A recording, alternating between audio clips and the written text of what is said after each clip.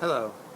This is that glorious day once a year where I pick coffee cherries and process them to make one pot of Sweet Maria's Oakland grown coffee. And here they are.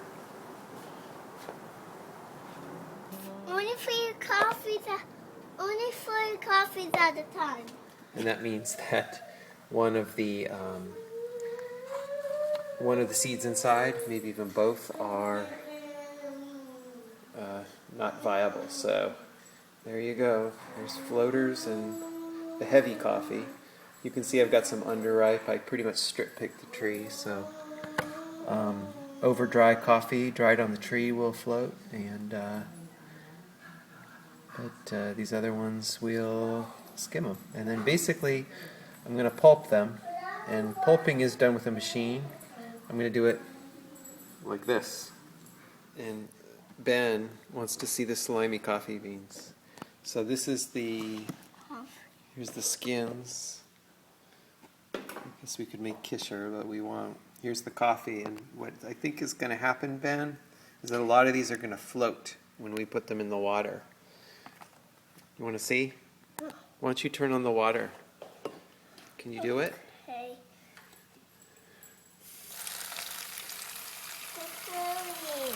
Okay, more water. More water. Huh? Are they floating? Yeah. Well, some of them are floating. Okay, let's turn it off. Thank you. Okay, let's see. Yep, we have some floaters. They're floating. See? So those are the good ones here, and those we've got some floaters on the top. So all these are bad. So I'm going to try to start this fermenting. This is my secret. Orange juice. Unfortunately, all we have is orange, peach, mango. But there's been a lot of studies that acidification is what really helps fermentation along. And there was someone in Brazil who tried to ferment with orange juice. And I suppose it worked well. I don't know. So I'm going to put this in a kind of warm place, and we'll see if we can get some fermentation going. Look in the sink, over here. Oh, yeah. What's that? Coffee. Yes, that's the coffee. So we fermented it 48 hours. 24 hours dry, and then I added water. And I haven't really washed it yet. You can tell that a coffee's ready to wash when you feel it, and the slimy texture that you initially feel comes off when you rub it between your fingers, and there's a kind of a rough sort of sandpaper feel to the surface of the parchment. That means that the mucilage is broken down and it's ready to wash off any remaining sliminess. Here we go. So here we're just adding some water, rinsing it and agitating it. Some countries they do this by pushing it around in a washing channel with a rake, and in others they actually have a mechanical coffee washer that does it very rapidly and effectively. So to dry the coffee, I'm going to start by just putting it in a colander with a cloth to just kind of wick away the initial water. And then probably tomorrow I'm just going to lay it in this pan.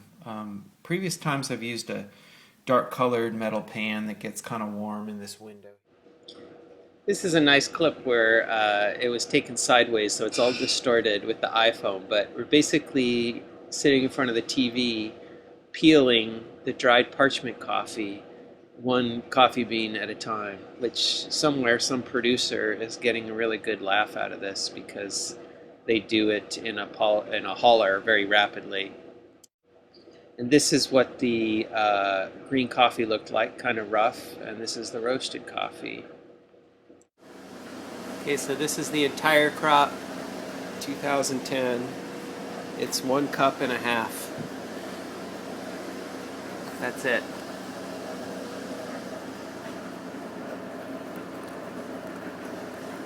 Smells a little fruity. Didn't roast as defective as I thought it would. 1.5 cups. Finca Oakland. And Celebrity Cupper gonna help me evaluate the El Mesa is gonna break the only cup, the only full cup of coffee from Finca Oakland. Finca Oakland. At least I didn't scorch the roast, so.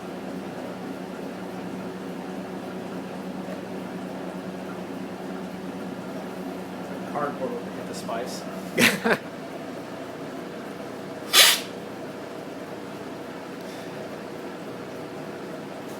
got nice sweetness in body, but the flavor is, it's like, yeah, aspirin and cardboard. Okay. By the way, I just heated that in the microwave.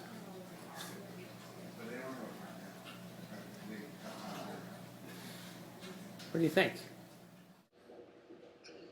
Wow, this is great. Let's taste this. Oh,